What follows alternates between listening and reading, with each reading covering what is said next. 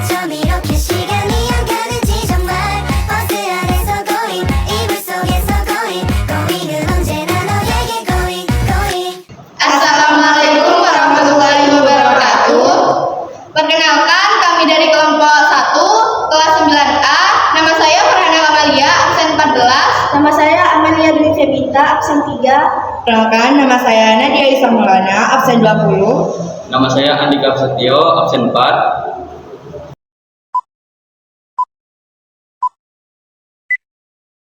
Assalamualaikum warahmatullahi wabarakatuh. Waalaikumsalam warahmatullahi wabarakatuh. Sebelum memulai, alangkah baiknya kita berdoa menurut keyakinan kita. Berdoa mulai.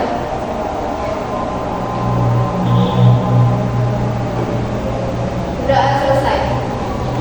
Baik, hari ini saya akan menjelaskan tentang penyajian data.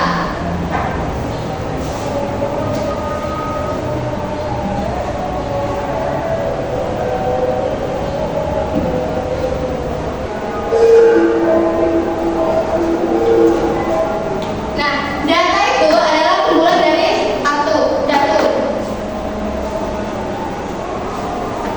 Datum adalah keterangan atau informasi yang diperoleh dari suatu objek. Nah, ada beberapa cara pengumpulan data. Pengumpulan data itu ada 3 cara. Satu, wawancara. Wawancara itu dengan menanyakan informasi satu persatu terhadap responden. 2, kuesioner. Kuesioner ini cara memperoleh data melalui daftar pertanyaan-pertanyaan yang didesain sedemikian rupa sehingga membantu menemukan data yang valid. 3, atau terakhir itu observasi. Observasi ini adalah cara pengumpulan data dengan mengamati objek atau kejadian secara langsung.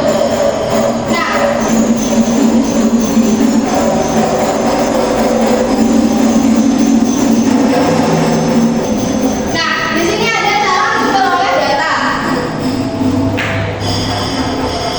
Cara memperoleh data itu ada 2 cara. Satu, data primer. Yang kedua itu ada data sekunder. Data sekunder ini kebalikannya dari data primer. Kalau data primer itu diperoleh secara langsung dari sumbernya, tapi kalau data sekunder itu secara tidak langsung. Nah, contoh dari data primer ini, contohnya jumlah siswa kelas 9A itu langsung. Nah, kalau yang data sekunder ini kan tidak langsung. Contohnya itu data nama-nama pejabat dinas pendidikan dan kebudayaan. Kita kan mungkin tidak tahu semuanya, tapi kita akan dapat datanya itu secara tidak langsung. Kita tidak tahu.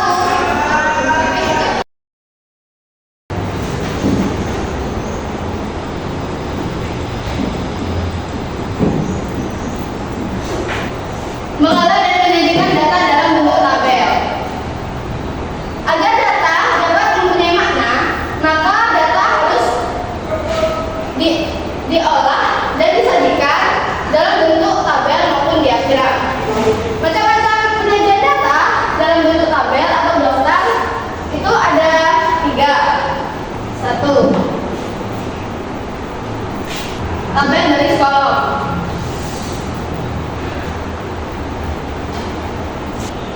Tabel baris kolom ini merupakan penyajian data dalam bentuk tabel dengan susunan baris dan kolom yang saling berhubungan.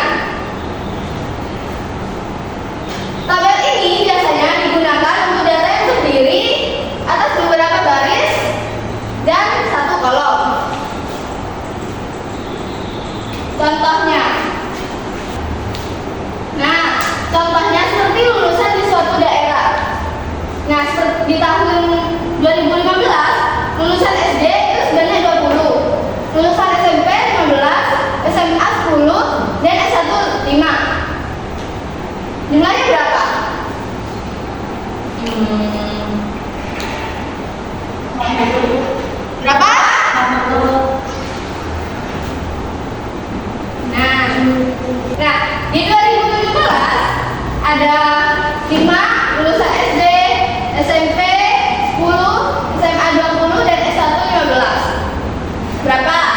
simak dulu. Yuk. 2018, SD 2, SMP 20, SMA 15, S1 30. Jumlahnya berapa? 67. Berapa? 67. Ya, seperti itu. Ada yang ingin ditanyakan? Enggak. Oke, ngerti kan? Ya. Kalian bisa menulisnya terlebih dahulu. Ya, makasih. Oke, kita masuk yang kedua.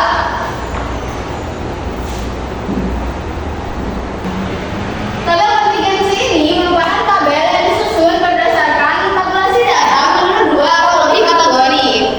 Tabel kontingensi ini biasa disebut dengan tabel tabulasi silang atau cross type. Kita masuk yang ketiga. Yang ketiga itu ada tabel distribusi frekuensi. Tabel distribusi frekuensi ini merupakan susunan data dalam suatu tabel yang telah diklasifikasi menurut kelas-kelas atau kategori tertentu.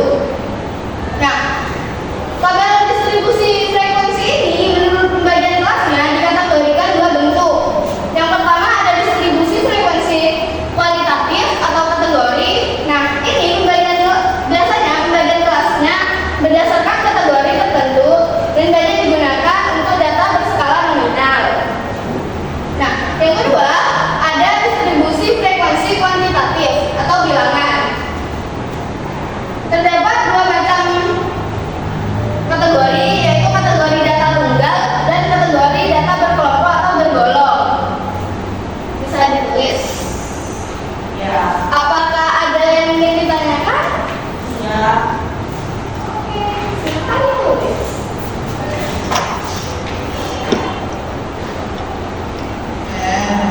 Sudah ditulis? Sudah.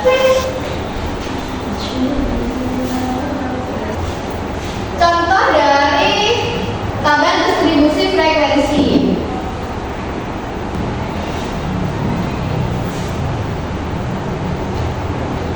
Nah, yuk kita jawab bersama-sama. 38. Di sini ada berapa? Kita hitung. 1, 2, 3. Berapa? 38. Ya. Tuh, 2, 3, 4, 5. 40. 1, 2, 3, 4. 45. 1, 2, 3, 4, 5. 49. 1. Sama ada 1. Yang 50. 1, 2. Ini yang dinamakan tabel distribusi frekuensi. Oh, iya ya. Ada yang bisa mau ditanyakan? Udah. Sudah paham? Paham. Boleh ditulis.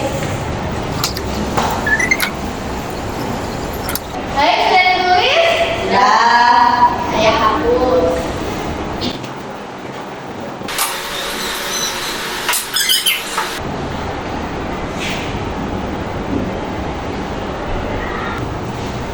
C. Mengolah dan menyajikan data dalam bentuk diagram batang. Diagram batang digunakan untuk menggambarkan perkembangan nilai suatu objek penelitian dalam kurun waktu tertentu.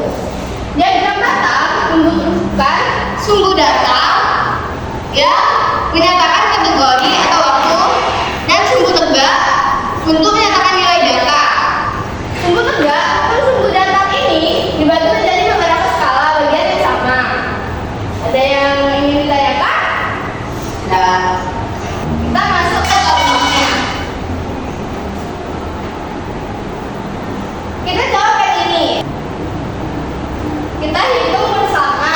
Nilai dari 70 ada berapa? Nilai 75 Ada 5. 80 5. 90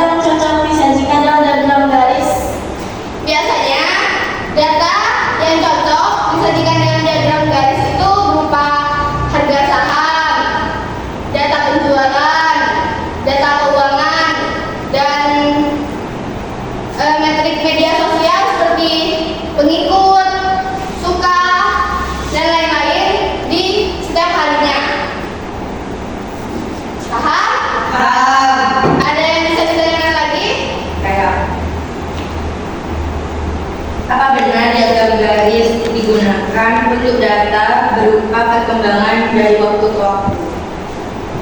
Ya, benar. Biasanya digunakan untuk menampilkan perubahan data dalam satu rentang waktu yang dapat ditandai dengan kecenderungan untuk menampilkan perubahan data seiring waktu atau keinginan yang teratur. Paham? Ada yang mau ditanyakan lagi? Ada. Ya. Tujuan dari penyajian data menggunakan diagram garis itu apa? Biasanya tujuannya itu untuk menaksir atau memperkirakan data berdasarkan pola-pola yang telah diperoleh. Paham? Oh ya, paham. Oke, bisa ditulis? Ya. Oke, kita masuk ke E. Mengolah dan menyajikan data dalam bentuk diagram lingkaran. Diagram lingkaran adalah penyajian data dengan menggunakan gambar yang berbentuk lingkaran. Penyajian data dalam bentuk diagram lingkaran ini terbagi atas beberapa juring yang dinyatakan dalam bentuk persen atau dinyatakan dalam bentuk besar sudut. Besarnya persentase atau besarnya sudut dapat menentukan besarnya nilai data atau frekuensi dari suatu data tertentu. Jika juring dinyatakan dalam persen, maka satu lingkaran penuh adalah 100%. Dan jika setiap juring dinyatakan dalam bentuk derajat, maka besarnya sudut dalam satu lingkaran penuh itu 360 derajat. Paham? Ada yang mau ditanyakan? Enggak, tidak ada. Oke. Sudah ditulis? Sudah. Saya hapus. Di sini ada soal. Data usia sebagian siswa itu ada 12, 13, 14, 15, dan seterusnya. Nah, pertanyaannya,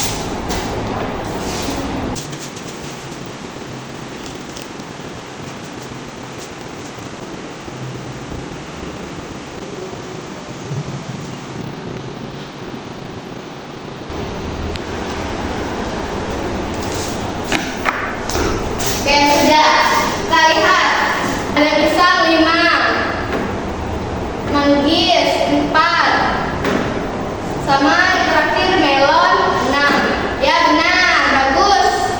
Tepuk tangan untuk Dika. Kita masuk ke soal yang terakhir ya. Ya. Ada soal yang keempat. Data ukuran sepatu dari sekelompok siswa. Ada 36, 37, 38, 39, 40. Nah, pertanyaannya, sajikan dalam tabel distribusi frekuensi. Ada yang mau maju? Saya. Ya, boleh.